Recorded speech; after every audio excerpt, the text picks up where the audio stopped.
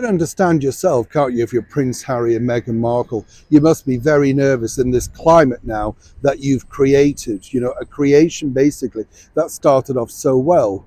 As Harry famously said on that flight of freedom way back when he was dashing off into the Windsor Executive Lounge at Heathrow Airport, he thought the world was quite literally at his fingertips. He and his wife could literally change the world. The public did like them for a while, there's no two ways about it. And then Canada was the choice, apparently. They're their new home for their privacy, to escape all the pressure that Meghan had undergone while in a short tenure of the British monarchy. It's funny, isn't it? Fast forward a couple of months and everything really started to crumble. More importantly, when they did the deal that, was really going to shore up their finances, Harry basically said he wouldn't have signed on with Netflix had he not been financially cut off by his father, His Majesty the King. A man in middle age relying on handouts, but of course he was going to be free. He didn't need anybody, but he did need the King's money, and he continued to take it for a full year, failing to mention that in the Oprah Winfrey interview.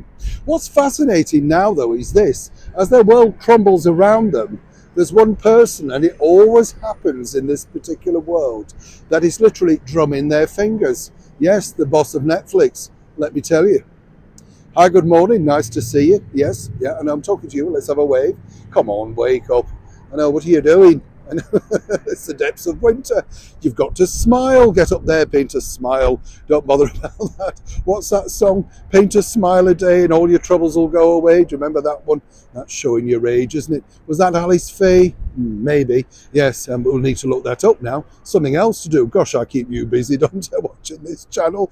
On a serious note, though, it was fascinating, literally, at the Golden Globes Award, because there you have the boss of Netflix, quite frankly, being humiliated by a comedian from the stage. Now, Netflix, let me tell you, have a lot of problems, and as ever, we have to say allegedly, because, they are looking at, I love this word, streamlining their workforce. Basically, it means giving the bullet to people.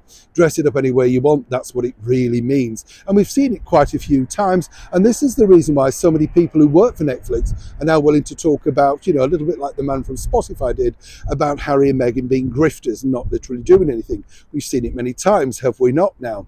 But what's interesting is this, Harry and Meghan are hanging by a thread on Netflix. Ted may smile in that particular snap, but the bottom line is, if you're putting people out of work and you're continuing to pay people for doing nothing, who are not delivering a result, i.e. the Heart of Invictus, the business show, yes, their docuseries did well, but that's not much to show, is it, for all of that money? Now, as one source pointed out to me, this truly puts the boss, Ted, in a very powerful position with Harry and Meghan, one that they will not enjoy or indeed like.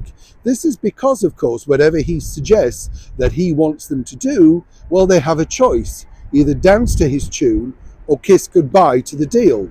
Seemingly a lot of the deals that they had, all of these things like the better ups and all of that sort of stuff, they're fading away quite dramatically. Cost of living crisis, not necessarily Harry and Meghan's fault, but meaning that a lot of companies are tightening their belts.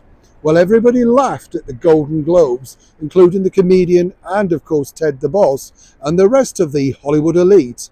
That really was a death knell to Harry and Meghan's deal with Netflix. We told you the other day that they put a call in to see if everything was okay. Bosses tell you they are.